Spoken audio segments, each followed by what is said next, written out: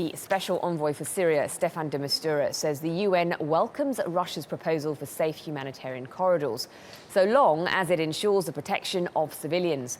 On Thursday, Moscow announced that 4 corridors would be created around Aleppo to allow safe passage for humanitarian supplies and fighters. No one should be forced to leave Aleppo, but indeed some civilians may want to avail themselves of the possibility afforded by the corridor and by the Russian initiative.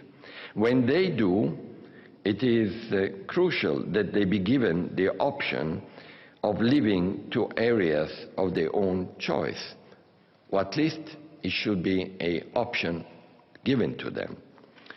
There needs to be guarantees on the protection of civilians, whether they choose to remain in eastern Aleppo or move to other areas of their choice as offered through the corridors.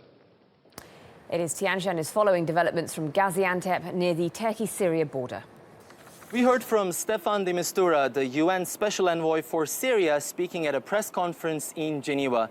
He was responding to a Russian military proposal to provide a 48-hour humanitarian corridor in and out of the currently besieged city of Aleppo. In principle, he welcomed the idea of a humanitarian corridor, but with some caution. First and foremost, he said that any humanitarian corridor needs to be sustainable, in that no civilian is expected to flee from their homes or receive humanitarian aid in the midst of ongoing shelling and bombing. So he was referring to the need for complete cessation of hostilities throughout its implementation.